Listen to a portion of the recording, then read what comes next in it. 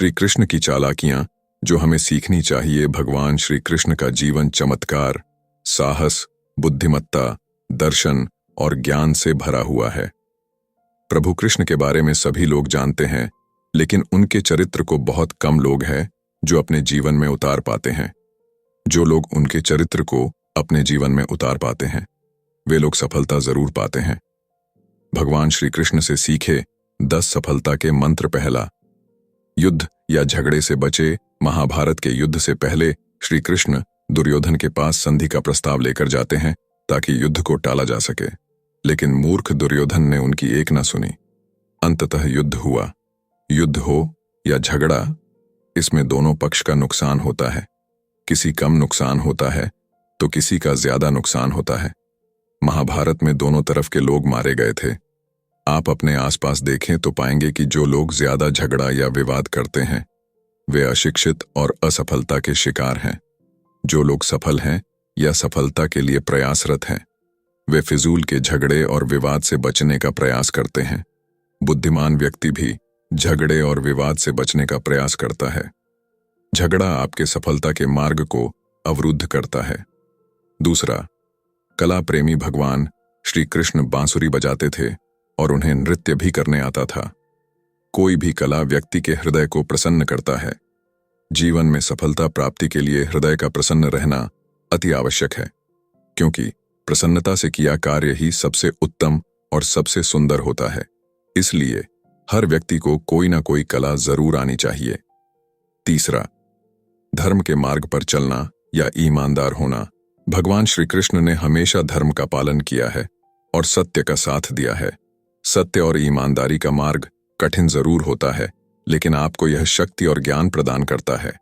आज के दौर का उदाहरण ले तो जीवन में वो लोग जरूर सफल हुए हैं जो अपने कार्य को ईमानदारी और परिश्रम से किए हैं। झूठ की उम्र छोटी होती है, सत्य कभी नहीं मरता है। चौथा, क्रोध पर नियंत्रण। आपने जरूर सुना होगा कि क्रोध, एंगर करने से बुद्धि का नाश होता है, और जिसकी बुद्धि का नाश हो जाए वो इंसान पशु समान होता है। कई बार क्रोध में व्यक्ति ऐसा कार्य कर देते हैं जिसका पछतावा जीवन भर होता है। जिस व्यक्ति को अपने जीवन का उद्देश्य पता है और उस उद्देश्य की प्राप्ति के लिए दिन रात प्रयासरत है, उसे क्रोध दिलाने पर भी क्रोध नहीं आएगा। आपका क्रोध सफलता प्राप्ति के मार्ग की सबसे बड़ी बाधा है। पांचवा, कर्म के फल का ज्ञान। इंसान के हाथ में सिर्फ कर्म करने का अधिकार है, उसके परिणाम या फल पर कोई नियंत्रण नहीं है। इसलिए बिना फल की चिंता किए इंसान को अपना कर्म करना चाहिए। बहुत से लोग किसी कार्य को करने से पहले ही मान लेते हैं कि यह बड़ा कठिन है, इसका परिणाम नकारात्मक होगा, और उस कार्य को नहीं करते हैं। और फिर कुछ वर्ष बाद देखते हैं कि उनसे काम बुद्धिमान व्यक्ति बड़े ही कुशलता से उस कार्य को कर रहा है। उस समय बड़ा ही अफसोस और आत्मग्लानि होती है। आपके कर्म में इतनी शक्ति होनी चाहिए कि ईश्वर आपके इच्छा के अनुसार फल देने को मजबूर हो जाए। छठवां, सच्चा प्रेम होना। राधा कृष्ण का प्रेम कितना पवित्र और सच्चा है, हम सभी जानते हैं, क्योंकि उनका प्रेम लव, आत्मिक और आध्यात्मिक था। सच्चे प्रेम से जीवन में खुशी और उत्साह बढ़ता है, जो आपको सफल बनाने में मदद करता है। आज के दौर में ज्यादातर व्यक्ति को अपने स्वार्थ से प्रेम है, इसलिए वह प्रेम में निराशा, असफलता, दुख, पीड़ा, उदासी, अकेलापन आदि प्राप्त करता है। जिनका प्रेम सच्चा होता है उन्हें सुख और सफलता प्राप्त होती है। सातवां, मन पर नियंत्रण। मन पर इंसान का नियंत्रण होना आवश्यक है, क्योंकि मन बद्दा ही चंचल होता है। चंचल मन या अनियंत्रित मन शत्रु के समान कार्य करता है। ऐसा कहा जाता है कि जो मन को जीत सकता है वो इस दुनिया में कुछ भी प्राप्त कर सकता है। जो व्यक्ति मन को अपने नियंत्रण में रखता है उसे सफलता भी जल्दी ही प्राप्त होती है। उदाहरण के लिए, अगर आपकी इच्छा महंगी कार में घूमने की है तो पहला तरीका है परिश्रम और ईमानदारी से खुद को उस योग्य बनाए और कार को खरीदे। इसमें समय लगेगा और यह तभी संभव होगा जब मन आपके नियंत्रण में हो। अगर मन आपके नियंत्रण में नहीं होगा तो आप कार को जल्द से जल्द प्राप्त करना चाहेंगे और इसके लिए गलत मार्ग का चुनाव करेंगे, जो बाद में आपके दुख और पछतावे का कारण बनेगा। आठवां, तनाव से मुक्ति। तनाव और चिंता मनुष्य के पुरुषार्थ को नष्ट करता है। इसलिए व्यक्ति को जीवन में तनाव मुक्त होना चाहिए। तनाव और चिंता ही असफलता का कारण बनती है। ज्यादातर वही लोग तनाव, स्ट्रेस में रहते हैं जो बुरे कर्म करते हैं। ईमानदारी और सत्य के मार्ग पर चलने वाले ज्यादातर व्यक्ति तनाव मुक्त होते हैं। उनके हृदय में प्रसन्नता और उत्साह होता है जो उन्हें सफल बनाता है। 9वां, दूरदर्शिता का होना।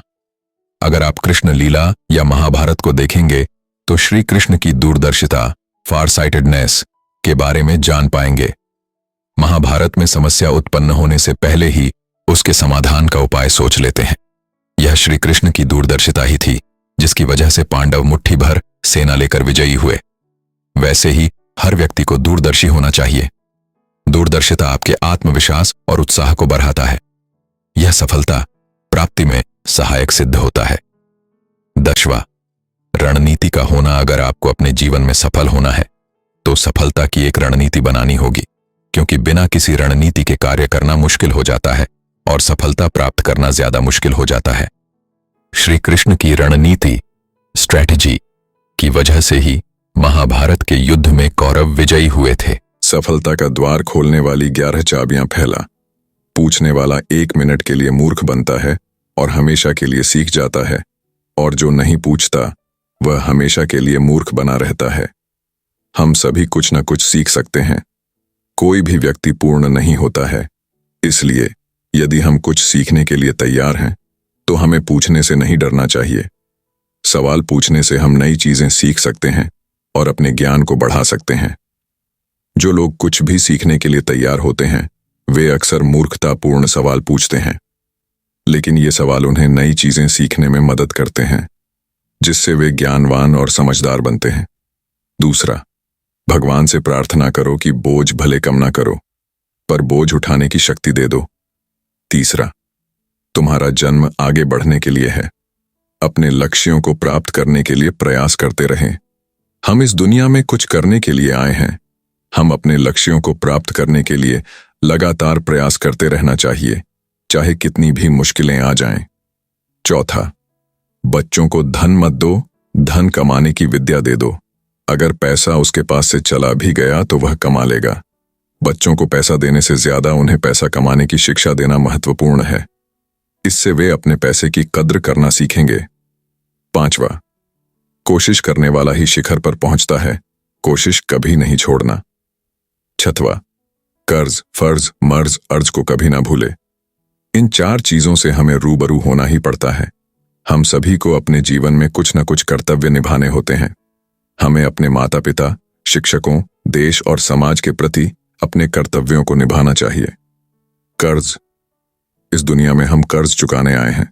माता पिता, शिक्षक, जिन्होंने अस्पताल बनाए, सड़कें बनाई, उन सभी का कर्ज चुकाना है। कर्ज वाले चेहरे पर कभी मुस्कुराहट नहीं रहती। कर्ज वाला चेहरा लेकर हमें वापस नहीं जाना है। फर्ज, हमारी जिम्मेदारी है अपने देश के प्रति, अपने रिश्तों के प्रति, समाज के प्रति। फर्ज निभाकर जो भी गया वह जाकर भी नहीं जाता, लोगों के दिलों में रहता है। मर्ज, कहते हैं अगर पहली चिंगारी को ही हम बुझा दें तो बड़ी से बड़ी आग बनने को भी हम रोक सकते हैं। वैसे ही अगर मर्ज यानी बीमारी को हमने शुरू में ही खत्म कर दिया तो वह बड़ी नहीं बनती है। यही बात रिश्तों पर भी लागू होती है। अगर छोटी सी बात को हमने बढ़ने दिया तो रिश्ते खत्म हो जाते हैं। अर्ज यानी प्रार्थना। हम जिस भी रूप में ईश्वर को मानते हैं तो हम प्रार्थना करते हैं तो हमें आंतरिक रूप से बल मिलता है। 7वां, भगवान ने तुम्हें आंखें दी इसीलिए कि आगे बढ़ो, जो बीत गया उसे भूल जाओ। 8वां, सुजाग होकर रहना है। सुजाग यानी जागृत होना। सभी कर्मों को होश में करो, क्योंकि होश में किए गए कर्म बांधते नहीं हैं और बेहोशी का कोई भी कर्म छोड़ता नहीं है। अगर रोज मंदिर में जाते हो तो अपनी आदत मत बनाओ, पर होश में जाओ कि मंदिर जाने से मुझे शांति मिलेगी या सत्संग जाने से मेरा मन बदलेगा। अगर आदत होगी जाने की तो हम जाकर वैसे ही वापस आ जाएंगे। आदत मत बनाओ, पर होश में हर काम होना चाहिए। 9वां, वर्तमान में अभी तुम्हारे पास जो कुछ भी है, जितना भी है, उसमें खुश रहो, संतुष्ट रहो, लेकिन आगे बढ़ने का अवसर आए तो उसे छोड़ो नहीं। 10वां, माफ करो छोटे बड़े सभी को। दिल से माफ करो, दिल में भी ना रखो, स्वयं को ही शांति मिलेगी। क्राइस्ट ने कहा, हे ईश्वर, यह बेगुनाह है, यह नादान है, इन्हें माफ करो, ये जानते नहीं ये क्या कर रहे हैं। इससे बड़ा उदाहरण क्या होगा। जो लोग उन्हें पीड़ा दे रहे थे वे उन्हीं के लिए माफी मांग रहे थे। इस दुनिया में मरने से अधिक तकलीफ तो और कोई नहीं होती, तो क्यों ना छोटी छोटी बातों के लिए हम सभी को माफ कर दें।